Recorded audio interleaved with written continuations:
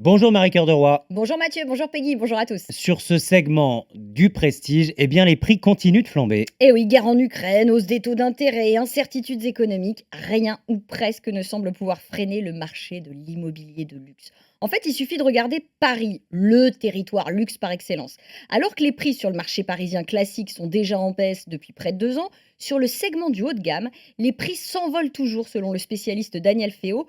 On est sur un prix moyen qui dépasse désormais les 17 000 € Tout de du mètre même. carré. Ah oui, ça fait mal. C'est 11% de plus qu'avant la crise sanitaire, figurez-vous.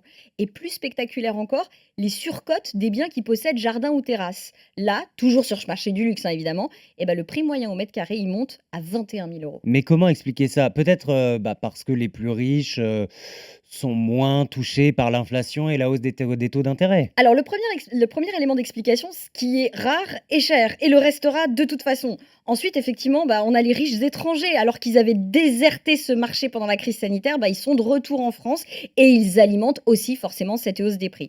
Enfin, sur les taux d'intérêt et le crédit immobilier, c'est la triste vérité, mais pour les clients aisés, les banques, elles sont beaucoup plus généreuses. Et curieusement, des problèmes qui se posent pour le commun des mortels, ils ne se posent pas du tout pour eux. Écoutez Caroline Arnoux, c'est la membre du comité exécutif du courtier CAFPI. Pour le taux d'usure, vous êtes plus en mesure d'être en dessous du plafond du taux d'usure, du fait que les taux d'intérêt qui sont consentis à ces très hauts revenus sont parfois préférentiels.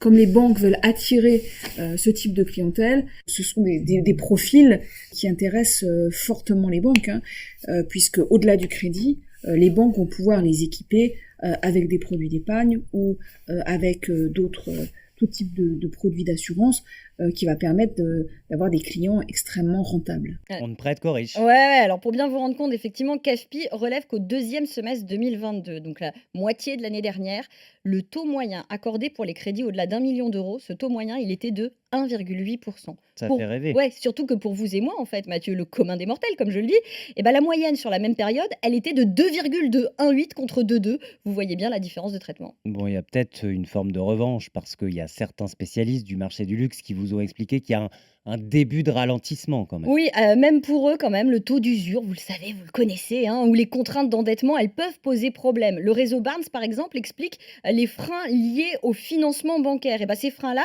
ils dépassent pas traditionnellement les 0,5% des dossiers. Maintenant, on est à 5% avec des refus de prêt qui peuvent concerner des projets à 7 millions d'euros quand même. Donc ça reste un problème.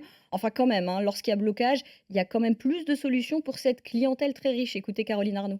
Évidemment, ces clients vont avoir plus de latitude pour débloquer un dossier. Ils vont pouvoir, peut-être avec de l'apport, faire en sorte que ce dossier passe. Moins bloqué, mais quand même des banques attentives à ces profils, notamment sur des gros montants de crédit qui font engager de la liquidité pour les banques. Conclusion Mathieu, non, on ne prête pas qu'aux riches, mais on leur prête quand même beaucoup plus facilement.